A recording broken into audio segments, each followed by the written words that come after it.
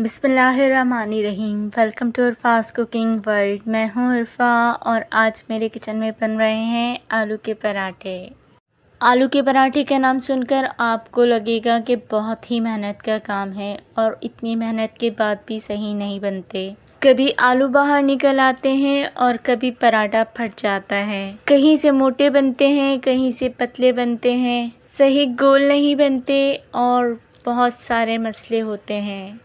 से तमाम मसलों का हल मिलकर निकालते हैं और बताते हैं आपको ट्रिक्स, जिससे आपका पराठा भी गोल बनेगा, ना ही इसमें से आलू निकलेंगे और ना ही आप खाएंगे तो आटा मुंह में आएगा। हैं तो ये पराठे लेकिन रोटी से भी हल्के और खाने के बाद तबीयत भी भारी नहीं होती। अंदर से ये पराठे इंतहाई सॉफ्ट है और इसकी जो आटे की लेयर है वो इंतहाई पतली है। बाज़ लोगों को ये शिकायत होती है कि आलू का पराठा खाने में आटा ज़्यादा खाना पड़ता है, तो ऐसा नहीं है। इसमें हमने आटा बहुत ही कम यूज़ किया है और अंदर से भी ये बहुत ही सॉफ्ट हैं। तारीफ़ें तो बहुत हो गई, तो अब बनाना शुरू करते हैं इस दुआ के साथ, या अल्लाह जो हमारे मुक़द्दर में नहीं, इसकी कोशिश और तमन्ना में हमें मुब्तला मत करना, और जो हमारे तकदीर में लिख दिया है उसे हमारे लिए आसान कर दे। आमीन या रब्बुल आलमीन।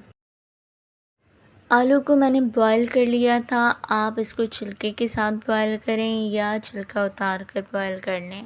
और उसके बाद मैंने इसके पतले पतले पीसेस काट लिए थे। इसे हम जब काट लेंगे तो हमें इसको मैश करने की ज़रूरत नहीं है।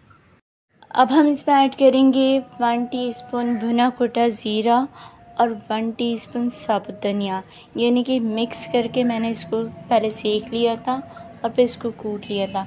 हाफ़ टी स्पून नमक ऐड करूँगी, 1 टीस्पून कुटी हुई लाल मिर्च ऐड करूँगी, 1 टीस्पून आमचूर पाउडर या आप इसको खटाई पाउडर भी कह सकते हैं।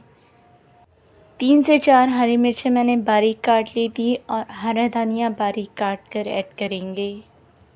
इन सबको हम मिक्स कर लेंगे और आपको लग रहा होगा कि हमने प्याज ऐड नहीं की है, तो प्याज को अभी ऐड नहीं करना है। अभी ऐड किया तो ये सारा मिक्सचर ख़राब हो जाएगा और पराठे भी ख़राब बनेंगे। जिस तरह से हम आटा गूंथते हैं सेम उसी तरह से आटा गूंथ लेना है नमक डालकर। बस आटे को हमें सॉफ्ट नहीं गूंथना, हमें सख्त गूंथना है आटे को। बहुत ज़्यादा सख्त भी नहीं, लेकिन हार्ड होना चाहिए थोड़ा। अब हम इसके छोटे छोटे पेड़े बना लेंगे। मुझे 3 पराठे बनाने हैं, तो मैं इसके छोटे छोटे 6 पेड़े बनाऊंगी। सारे पेड़े बनाने के बाद हम इस पर थोड़ा सा ऑयल लगा देंगे कि आटा ड्राई ना हो। सब पर ऑयल लगाने के बाद हम इसको 5 मिनट का रेस्ट दे देंगे। इसके बाद हम एक एक पेड़ा लेते जाएंगे, उसको ड्राई आटे में कोट करेंगे और पतला सा बेल लेंगे। शेप की आप फ़िक्र नहीं करें, आप इसको किसी भी शेप में बेल लीजिए। बेलने के बाद हम एक स्टील की प्लेट ले लेंगे और उसको इसके ऊपर उल्टा करके रखेंगे और इसका साइज़ ले लेंगे।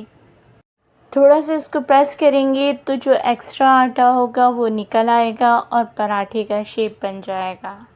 इसी तरह से हम पराठे बना लेंगे और उसको एक प्लेट पर रखते जाएंगे, लेकिन उसके ऊपर हम ड्राई आटा भी थोड़ा सा छिड़केंगे ताकि ये एक दूसरे से चिपके ना।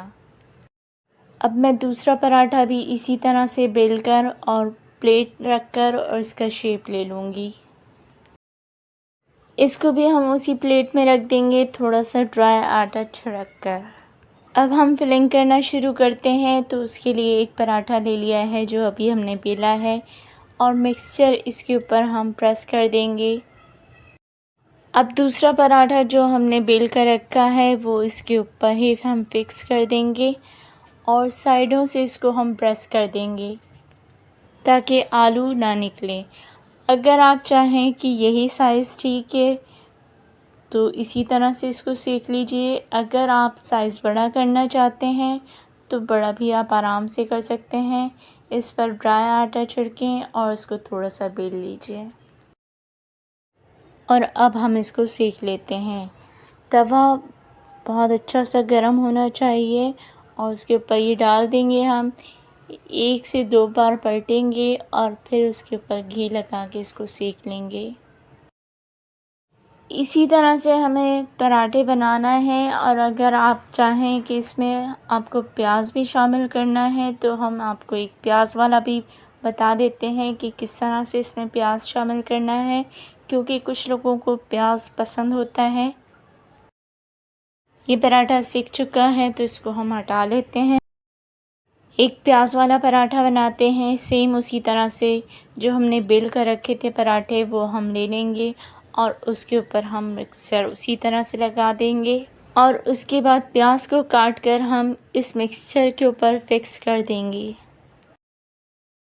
پیاز جب اچھی طرح سے فکس ہو جائے گی تو پھر اسی طرح سے ہم دوسرا پراٹھا لیں گے اور اس کے اوپر فکس کر دیں گے۔ سیم وہی پروسیس ہے، بس ہمیں پیاز کو اس کے اندر نہیں ڈالنا ہے۔ اگر ہم نے مکسچر کے اندر پیاز ڈالا تو پیاز سافٹ ہوگا اور یہ پانی ریلیز کرے گا اور اس سے ہمارا سارا مکسچر خراب ہو جائے گا، تو ہم پراٹھے نہ ہی بیل پائیں گے اور نہ ہی سیک پائیں گے۔ اس کو بھی ہم اسی طرح سے سیک لیں گے گھی ڈال کر، اور ہمارا آلو کے پراٹھے اس کے بعد بالکل تیار ہے۔ آپ اس کو چٹنی کے ساتھ کھائیں، کیچپ کے ساتھ کھائیں، دہی والے رائتے کے ساتھ کھائیں، سب کے ساتھ یہ بہت ہی مزیدار لگتے ہیں۔ ہم نے اس کو بریک فاسٹ میں بنایا تھا، ناشتے میں ہم نے چائے بنائی تھی اور اسی کے ساتھ یہ کھائے تھے۔ ضرور بنائیے گا۔ آپ کا لائک، سبسکرائب اور ویڈیو شیئر کرنا ہمارے لیے حوصلہ افزائی کا کام کرتا ہے، اور ہم میں مزید محنت کر کے اچھی ویڈیوز بنانے کا جذبہ پیدا ہوتا ہے۔